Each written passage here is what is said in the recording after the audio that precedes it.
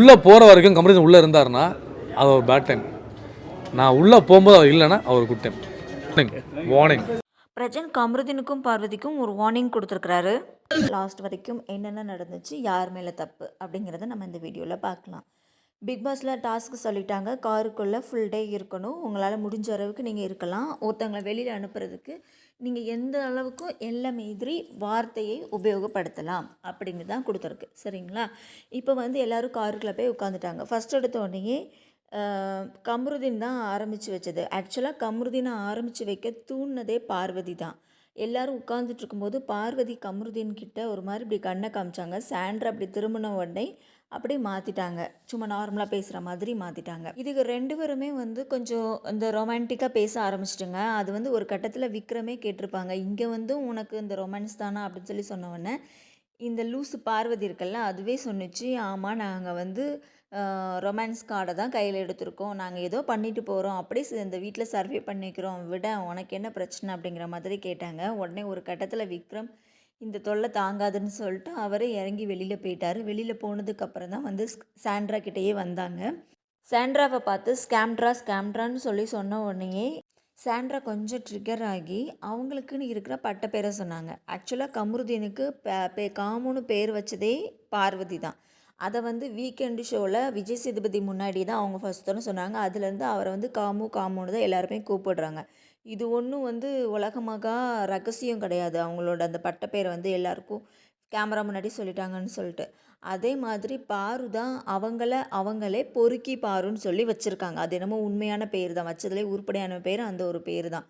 அப்போது அது வந்து சாண்ட்ரா கிட்ட இருக்கும்போது சொல்லியிருப்பாங்க போலுக்கு. இவங்கள வந்து ஸ்கேம்ட்ரான்னு சொல்லி சொன்னதுனால என்ன காமு என்ன பொறுக்கி பாரு அப்படின்னு சொல்லி சொன்னாங்க. சொன்ன உடனே நீ என்ன இவளை பார்த்து பொறுக்கின்னு சொல்லி சொல்கிறேன்னு சொன்னோடனே அந்த பேரே வந்து பார்வதி அவளுக்கே வச்சுக்கிட்டது தான் சொல்லி சொன்னாங்க. இதை வந்து கேமரா முன்னாடி சொல்லிட்டாங்களாமா. இதுக்கு கேமரா முன்னாடி பண்ணாத அட்டூழியம் கிடையாது, பண்ணாத லீலைகள் கிடையாது, பேசாத வார்த்தைகள் கிடையாது.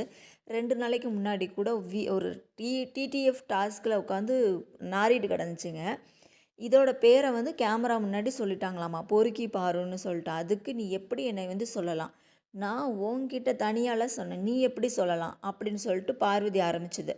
இதுக்கு இவன் கமருதீனுக்கு தான் வந்து ஸ்கீ பண்ணிவிட்டா நல்லா டான்ஸ் ஆடுவானே, அவன் உடனே நீ எப்படி அவளை வந்து சொல்லலாம், நான் பொறுக்கித்தனம் பண்ணதை பார்த்தியா, பொறுக்கித்தனம் பண்ணதை பார்த்தியா, நீ எப்படி இப்படி சொல்லலாம், நீ தான் பொறுக்கித்தனம் பண்ணிகிட்ருக்க அப்படின்னு சொல்லிட்டு இருந்தாங்க. அதுக்கடுத்து ஒரு கட்டத்தில் வந்து பிரச்சனை இழுக்க ஆரம்பிச்சாச்சு. அதாவது உன் புருஷன் தான் வந்து நிறைய பேரை லவ் பண்ணிட்டு அலைஞ்சான், நிறைய ஆள் இருக்கான், அவன் தான் பொறுக்கித்தனம் பண்ணிகிட்ருக்கான்னு சொன்ன உடனே சாண்ட்ரா வந்து டென்ஷன் ஆகிட்டாங்க. ஏன் புருஷனை பற்றி பேசினா செருப்பு பிஞ்சிரும்னு சொன்னாங்க. அந்த செருப்பு பிஞ்சிருங்கிற வேர்டை அதுக்கு முன்னாடியே யூஸ் பண்ணது கமருதீன் தான். இல்லாத ஒரு கண்டஸ்டண்ட்டை இழுக்கலாமா. இப்போது பிரஜனும் கமருதீனோட அக்காவும் ஒன்று தான். அவங்களும் இந்த கண்டஸ்டன்ட் கிடையாது. இவங்களும் இப்போ வீட்டில் கண்டஸ்டன்ட் கிடையாது. அப்போ அவங்க ஹஸ்பண்டை பற்றி பேசினா, இவங்க அவங்க அக்காவை பற்றி பேசினாலும், அவங்க அக்கா ஹஸ்பண்டை பற்றி பேசினாலும், இல்லை அவங்க அக்கா குழந்தைய பற்றி பேசினாலும் பிரஜனுக்கு கமருதீனுக்கு எப்படி இருக்கும்? அதே மாதிரி தான் பிரஜனம். இப்போ அவங்க கண்டஸ்டன்ட் கிடையாது. இப்போ காருக்குள்ளே யார் இருக்காங்களோ அவங்கள பற்றி தான் பேசணும். ஃபேமிலியை பற்றி எதுக்கு இழுக்கணும்? உடனே இவங்க வந்து ஏன் புருஷனை பற்றி பேசினா செருப்பு பிஞ்சிரும்னு சொல்லி சொன்னாங்க. செருப்பு பிஞ்சிருமா, எங்கே செருப்பு பிய்ய சொல்லி பார்ப்போம் அப்படின்னு, அவன் மூஞ்ச பாரு, மூஞ்சில் காரி துப்பிடுவேன் அப்படின்னு சொல்லி மறுபடியும் ஆரம்பிச்சிட்டான் கமருதீன். எங்கே காரி துப்புவியா, காரி துப்பு அப்படின்னு சொல்லிட்டு சாண்ட்ரா சொன்னாங்க. மூஞ்சி பழுத்துரும் அப்படிங்கிற மாதிரி தோணியில் அப்படி அடிக்கிற மாதிரி ஒரு மாதிரி ஷோல்டர் ஷேக் பண்ணோன்னே என்ன அடிக்கிறதுக்கு வர முடிஞ்ச நான் அடி பார்ப்போம் அப்படிங்கிற மாதிரி சொன்னாங்க. சொன்ன உடனே நான் பொம்பளைங்களாம் அடிக்க மாட்டேன் அப்படி இப்படின்னு ட்ரிகர் பண்ணிக்கிட்டு இருந்தான் இவன். அதுக்கப்புறம் ஒரு கட்டத்தில் வந்து என்னைய நீ லவ் கேமுன்னு எப்படி நீ சொல்லலாம், என்னைய நீ காமுன்னு எப்படி சொல்லலாம், நீ தான் வந்து காமத்தில் 2 பிள்ளையை பெற்றங்கிற மாதிரி வேர்டை யூஸ் பண்ணிட்டான். இந்த மாதிரி ஒரு ஹவுஸ் ஒய்ஃபை இன்னொருத்தவங்க வந்து இப்படி பேசினா அது வந்து எவ்வளோ ஒரு வல்கரான விஷயம். ஏன் அவங்க அக்கா கிட்ட இந்த வார்த்தையை சொல்ல வேண்டியதானே, நீ இந்த மாதிரி தான் ஒரு குழந்தைய பெற்றிருக்குன்னு சொல்லி சொன்னால் அவங்களுக்கு எப்படி இருக்கும்? எல்லாருமே அவங்கவுங்க ஃபேமிலியில் உள்ளவங்களாம் நினைக்கணும். இவன் வந்து இந்த மாதிரி ஒரு வார்த்தையை யூஸ் பண்ணிட்டான். யூஸ் பண்ணதுக்கப்புறமா அவங்க வந்து ட்ரிகர் ஆகாமல் அப்படியே உட்காந்துட்டே இருந்தோடனே பார்வதி நல்லா கொண்டையை போட்டுட்டு இவன் என்ன சொன்னாலும் ட்ரிகர் ஆக மாட்டேங்கிறா, வண்டியை விட்டு வெளியில் போக மாட்டேங்கிறேன்னு சொல்லிட்டு அந்த டோரை ஓப்பன் பண்ணி அவங்கள காலை வச்சு எத்தி வெளியில் விடுறா. இவங்க வந்து இவ்வளோ வார்த்தை பேசிகிட்டு இருக்கும்போதுமே திவ்யா வந்து அங்கே பின்னாடி அந்த கார் டிக்கி இருக்குல்ல அதில் தான் உட்காந்துருக்காங்க. அவங்க சாண்ட்ராவோட ஷோல்டரில் இப்படி தட்டி கொடுத்துட்டே இருக்காங்க, நீ ட்ரிகர் ஆகாத, அமைதியாயிரு, இட்ஸ் ஓகே, நோ ப்ராப்ளம் அப்படிங்கிற மாதிரி அவங்க வந்து இப்படி ஷோல்டரில் தட்டி கொடுத்துட்டே இருக்கிறாங்க. ஸோ திவ்யாவோட கை வந்து சாண்ட்ராவுக்கு அணை கொடுத்துட்டு இப்படி இருக்கு, அவங்க கீழே விழாத மாதிரி. இதில் இவங்க டோரை ஓப்பன் பண்ண அந்த கம்பலை ஓப்பன் பண்ணி அவங்கள தள்ள பார்க்குறாங்க. இவங்க சாண்ட்ரா வந்து கீழே விழக்கூடாதுன்னு சொல்லிட்டு திவ்யா ஒரு பக்கம் இப்படி பிடிச்சிட்டு நிற்கிறாங்க. இவங்க திவ்யாவோட கை மாட்டியிருக்குன்னு பார்க்கல, ஒரு கேர்ளை எட்டி உதச்சி வெளியில் தள்ளுறா. அவங்க அப்படியே கீழே விழுந்துட்டாங்க. கீழே விழுந்த இதில் வந்து அவங்க அப்படியே ஒரு கான்ஷியன்ஸ் இல்லாத மாதிரி ஆயிட்டாங்க. விக்ரம் ஏற்கனவே வெளியில் தான் இருக்கிறாங்க. அவங்க ஓடி போய் தண்ணி எடுத்து வர்றதுக்குள்ளே சபரியும் வினோத்தும் காருக்குள்ளேருந்து இறங்கி ஓடி போயிட்டாங்க. ஓடி போயிட்டு தண்ணி தெளிச்சுட்டு அவங்களுக்கு ஃபிக்ஸ் வந்துடுச்சு. உடனே இவங்க மெடிக்கல் எமர்ஜென்சின்னு சொல்லிட்டு மறுபடியும் ஸ்டோர் ரூமில் இருந்து அங்கேருந்தே ஆட்க வந்துட்டாங்க. ஒரு 4 பேர்கிட்ட வந்தாங்க, ஒரு கேர்ளு 3 பாய். அவங்க உடனே சாண்ட்ராவை தூக்கிட்டு போயிட்டாங்க. தூக்கிட்டு போனதுக்கப்புறம் இங்கே வந்து விக்ரமும் சபரி வினோத் எல்லாம் அந்த அளவுக்கு கெட்ட வார்த்தை யூஸ் பண்ணி திட்டினாங்க. இவங்கெல்லாம் வந்து கெட்ட வார்த்தை திட்டுறது தப்பே கிடையாது. நேற்று அந்த இதை வந்து அவங்க கண்ணெதிர நேராக பார்த்துருக்காங்க. அப்படிங்கும்போது வந்து யாராக இருந்தாலும் அந்த ஒரு எமோஷன்ஸ் வரதான் செய்யும். என்னதான் இதாக இருக்கட்டும், என்னதான் ஒரு கேமாக இருக்கட்டும், அதுக்குன்னு இந்த அளவுக்கு ஒரு வயலன்ஸ் யூஸ் பண்ணக்கூடாது. அஃப்கோர்ஸ் நிறைய பேர் கமெண்ட் பண்ணியிருக்கீங்க. என்னென்னு கமெண்ட் பண்ணியிருக்காங்கன்னா, பாரு வந்து எல்லோரும் அப்படி பண்ணாங்க, இப்படி பண்ணாங்க, நேற்று வந்து அந்த அளவுக்கு நடந்தாங்க அந்த காயின் டாஸ்கில், அது கரெக்ட்னா இது கரெக்டு, அது வந்து ரூல்ஸ்லேயே இருந்துச்சு. நீங்கள் வந்து அது அது வந்து ஒரு ஃபிசிக்கல் டாஸ்க்கு தான், ஒருத்தங்களை புஷ் பண்ணி அங்கே அந்த காயினை அடிக்க வேண்டிய டாஸ்க்கு தான். ஸோ அதனால வந்து அவங்க அப்படி தான் பண்ணாங்க, அது தப்பு கிடையாது.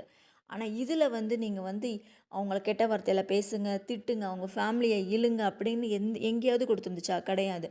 அதே மாதிரி பாருக்கும் கண்ணு வீங்க தானே செஞ்சிச்சு அப்படின்னு சொல்லி, பாருக்கு கண்ணு வீங்குனுச்சுன்னா அவங்க வாலண்டியராக பாருக்கு வந்து கண்ணு வீங்கணும்னு சொல்லிட்டு கண்ணுலையே போடலை, கண்ணுலையே அடிக்கலை. அந்த டாஸ்கில் அவங்க வந்து அவங்க அகெயின்ஸ்டாக இப்படி பண்ணும்போது கை பட்டுச்சு, சரிங்களா? யாருமே வந்து பாரு வந்து கண்ணில் படட்டும் அப்படின்னு சொல்லிட்டு த்ரோ பண்ணி அப்படி போட்டிருந்தாங்கன்னா நீங்கள் இதெல்லாம் பண்ணுறதுல ஒரு நியாயம் இருக்குது. எனக்கு தெரிஞ்சு இந்த மாதிரியெல்லாம் கமெண்ட் கொடுக்குறோம், யூஸ் பண்ணணும்னு நினைக்கலாம். அந்த மாதிரி அவங்களுக்கு எமர்ஜென்சி, அவங்களாம் வெளியில் போகணும், இன்னும் ஸ்வெட்டிங்காக இருக்குது, இல்லைனாக்கு ஒரு கேடு கட்டவனாக இருக்க அப்படின்னு சொன்னாங்க. இதில் வந்து வினோத்துமே வந்து, நீ ஏன்டா இவள் பேச்சை கேட்டுட்டு இப்படி ஆடுற, அவள் தள்ளினா உன் புத்தி எங்கடா போச்சு, நீ இப்படி இருந்த இவளாலேயே வந்து அழிஞ்சு போகாத அப்படிங்கிற மாதிரிலாம் வந்து வினோத்தும் வெளியில் இருந்துக்கிட்டு கத்திக்கிட்டு இருந்தாங்க.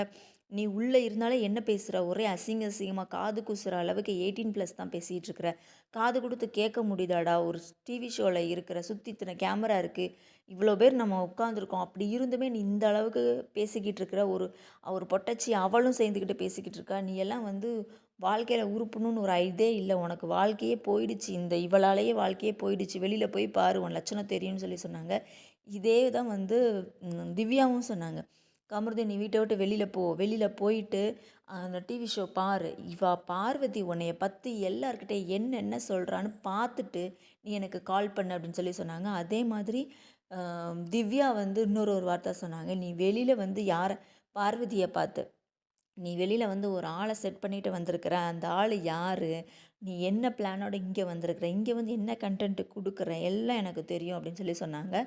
ஏற்கனவே பார்வதி சொல்லியிருக்கு, வெளியில் வந்து எனக்கு ஒரு ஆள் இருக்குது, நான் வந்து லெட்ரு போட்டு வந்திருக்கேன், ரெஸ்பான்ஸ் வந்து போனால் தான் தெரியும் அப்படிங்கிற மாதிரி. உன் மூஞ்சிக்கெல்லாம் வந்து கல்யாணம்னு ஒன்று வாழ்க்கையிலே எதிர்பார்த்துறாது, அப்படியே கல்யாணம் ஆனாலும் ஒரு 2 நாள் கூட நீ தாங்க மாட்டேன், அந்த அளவுக்கு தான் வந்து உன்னோட இது இருக்குது. எந்த ஒரு நல்ல குடும்பமும் உன்ன மாதிரி ஒரு பொண்ணை எடுக்கவே எடுக்காது. ஒரு 2 hours கழித்து சாண்ட்ரா மறுபடியும் வீட்டுக்கு வந்துட்டாங்க. வீட்டுக்கு வந்ததுக்கப்புறம் அவங்க கேட்ட கேள்வி, சபரி நீ ஏன் வந்த, ஏற்கனவே விக்ரம் வெளியில் தான் இருந்தார், அப்போ விக்ரம் வெளியில் இருக்கார்ல, அவர் பார்த்துக்கிடுவார்ல, நீ ஏன் வெளியில் வந்தன்னு தான் கேட்டாங்க. உடனே சபரி சொன்ன வார்த்தை, என்ன சாண்ட்ரா, எனக்கு ஒரு அக்கா ஒரு தங்கச்சிக்கு எப்படின்னா நான் வரமாட்டேனா, இதெல்லாம் உடையா மார்க்கு, டைட்டிலு, இந்த டிக்கெட்டு ஃபினாலே, டிக்கெட்லாம் முக்கியம், எனக்கு இதெல்லாம் தேவையே கிடையாது, நீ பேசாமல் இரு அப்படிங்கிற மாதிரி சொன்னாங்க. நிஜமாவே ஒரு ஹியூமனிட்டி நிறைஞ்ச ஒரு வார்த்தை அது. ஏன்னா வினோத்துமே வெளியில் தான் இருந்தாங்க. வினோத் அவங்க பெருசாக எதுவும் சொல்லலை, ஏன்னா வினோத் வந்து பாயிண்ட்ஸில் கம்மியாக இருக்காங்க. இதில் வந்து சபரி வந்து நின்று லாஸ்ட் வரைக்கும் இருந்தாருன்னா அவருக்கு பாயிண்ட்ஸ் கிடைக்கும். ஸோ அதை வச்சு வந்து அவங்க வந்து டிக்கெட்டு ஃபினாலே கண்டிப்பாக வின் பண்ணிடலாம். ஆனால் வந்து எப்படி வந்து நீ ஏன் வந்தன்னு தான் கேட்டாங்க. அதுக்கப்புறம் வந்து அவங்களுமே வந்து ரொம்ப ஃபீல் பண்ண ஆரம்பிச்சிட்டாங்க. எப்படி ஃபீல் பண்ண ஆரம்பிச்சிட்டாங்கன்னா, என் குழந்தைங்கலாம் பார்த்துருக்கும்ல அப்படிங்கிற மாதிரி சொல்லி அழ ஆரம்பிச்சிட்டாங்க. உடனே இவங்கலாம் 3 பேரும் சேர்ந்துக்கிட்டு அவங்கள சிரிக்க வைக்கிறதுக்காக என்னெல்லாமோ பேசிக்கிட்டு, இப்படி ஜாலியா இருக்கிற மாதிரி விளையாண்டுக்கிட்டு அந்த மாதிரி இருந்தாங்க. அதுக்கப்புறம் அவங்களுக்கு டேப்லெட்ஸ்லாம் கொடுத்து கொஞ்சம் அவங்கள ரெஸ்ட் எடுங்கன்னு சொல்லி படுக்க வச்சுட்டாங்க. அவங்க படுத்து தூங்கிட்டு இருக்காங்க. இவங்க 3 பேரும் பேசிகிட்டு இருக்கிறாங்க. இவனுக்கு வாழ்க்கையே போயிடுச்சு கம்ருதீனுக்கு. இவன் ஏன் இப்படி பண்ணுறான் அப்படிங்கிற மாதிரி அவங்கள பற்றி தான் பேசி அந்த ஒரு மனசு ஆதங்கத்தை வெளிப்படுத்திட்டு இருக்கிறாங்க. இப்போ காலையில் 7 மணி ஆயிடுச்சு. இன்னும் வந்து அப்புறம் கமருதீன் உடையிலே வெளியில் வந்துட்டான் போலுக்கு. எத்தனை மணிக்கு வந்து தொலைஞ்சானோ தெரியல.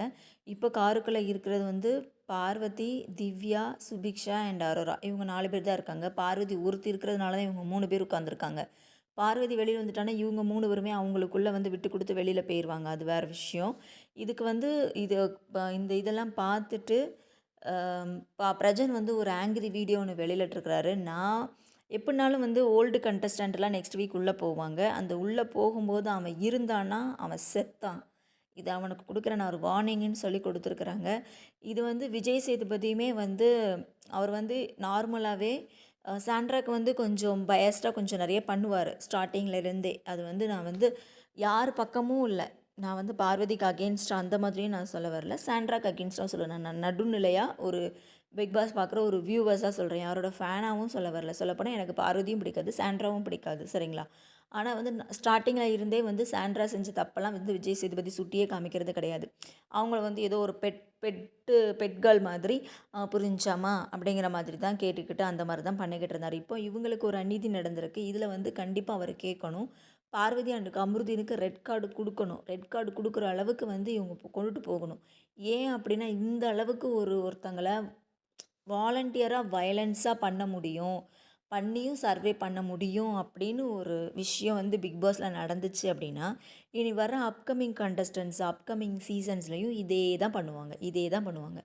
அது எந்த எக்ஸ்ட்ரீம்னாலும் போகலாம், எந்த வார்த்தைனாலும் பேசலாம், என்னனாலும் பண்ணலாம். ஒருத்தங்களை வந்து அதாவது கேமுக்குன்னு பண்ணுறது அது வேறு. இது வந்து கேமுக்குன்னு நான் சொல்லவே மாட்டேன். ஒருத்தங்க அவங்களால இந்த நேச்சர் அந்த காலெல்லாம் தாண்டி அவங்களால இருக்க முடியும்னா அவங்க இருக்கலாம்.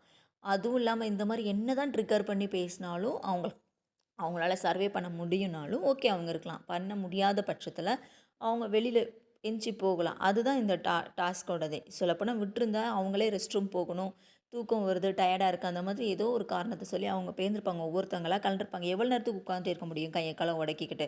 அதனால் அவங்களே போயிருப்பாங்க. ஆனால் இந்த மாதிரி ஒருத்தங்களை கீழே தள்ளி விட்டு இதெல்லாம் வந்து இந்த மாதிரி பண்ணுறதுனால எந்த ஒரு ஆக்ஷனுமே நாங்கள் எடுக்க மாட்டோம்